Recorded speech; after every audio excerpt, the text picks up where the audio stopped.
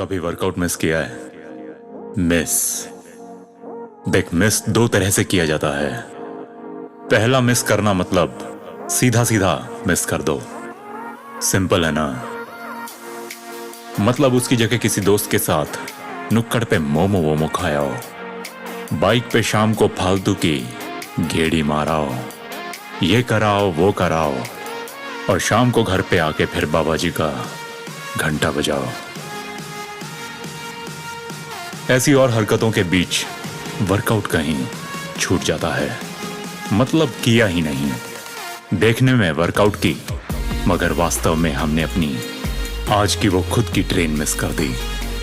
अब तू डेली करता है नहीं करता मालूम नहीं, पर मैंने तुझे पहले वाला मिस करना समझा दिया। दूसरा मिस करना वो जब शरीर अंदर से धक्के मार रहा हो, चीखे मार रहा हो कि कुछ कर पापे, बॉडी जोर मार रही है। वो ले जा मैनू किसी अखाड़े और जाके 2-3 हाथ लड़ा ले। मतलब अंदर जैसे स्टेरॉइड्स का पूरा डब्बा फट गया हो। टेस्टोस्टेरॉन जब अपनी पीक पे होता है ना, तब उसका सबसे धाकड़ इस्तेमाल कोई डॉक्टर या साइंटिस्ट नहीं बल्कि हमारा ये शरीर करना जानता है। टेस्टोस्टेरॉन समझ ले तेरी बॉडी का कुदरती तेल का कुआं है, और जब टेस्टोस्टेरॉन अपनी हद टाप रहा हो तब सामने पड़ा वो पत्थर तक भी डंबल लगने लगता है। डंडे तलवार बन जाते हैं, और जहां पेड़ मिले दोस्त हम जिम्नास्ट बन जाते हैं।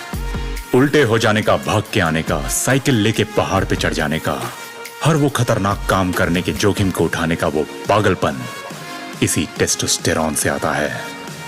रेस कोर्स में दौड़ते वो घोड़े तो देखे होंगे, उनको रेस से पहले उन छोटे छोटे डिब्बों में बंद करके क्यों रखते हैं पता है?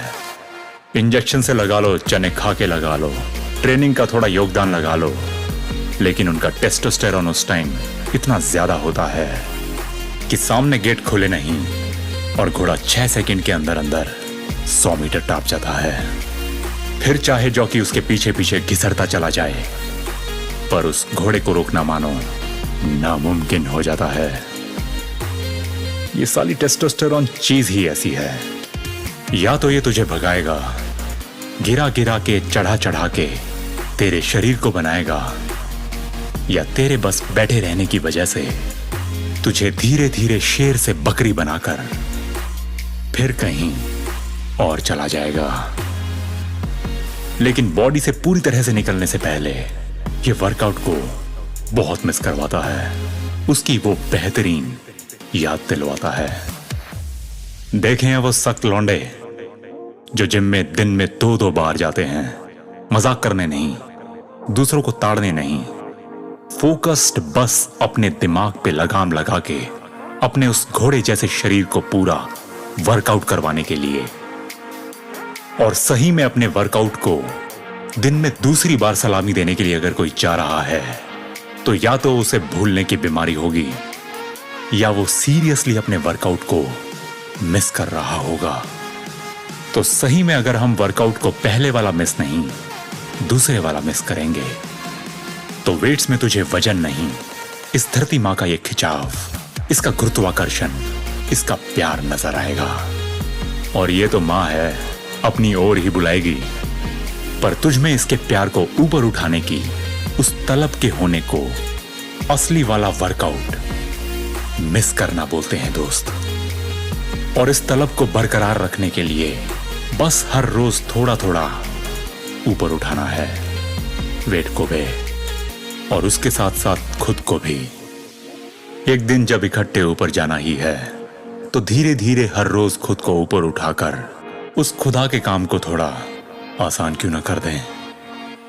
और ये मुझे बोलने की जरूरत नहीं, तू चाहे कितना भी टाल ले, अपने दिमाग में बेफिजूल के फालतू के लल्लू पंजू ख्याल पाल ले, लेकिन तू अपने शरीर को बिना चोट पहुंचाए इसे तराश नहीं सकता। क्योंकि भाई अगर मूर्ति बनानी है ना, तो छेनी और हथौड़े को तो उठाना ही पड़ेगा। चाहे तुझे इस दुनिया का सबसे बड़ा ज्ञान प्राप्त हो जाए, हजारों ऐप डाउनलोड कर ले, या आर्नोल्ड का सबसे बड़ा सीक्रेट पता चल जाए, लेकिन बिना वर्कआउट के, बिना अपनी घिसाए तू एब्स तो क्या अपना पेट तक अंदर नहीं कर सकता। तेरा ही काम है पहचान अपने अंदर के उस जानवर को और उसको पकड़ के अपने शरीर का सबसे बड़ा मंत्री बना। हमारे देश में आज सबसे ज्यादा जवान लोग हैं। गूगल में टाइप कर, India is the youngest country, है ना? हाउस द जोश। सारे जोश का बोझ हमारे सरहद पर तैनात जवानों पर क्यों भाई?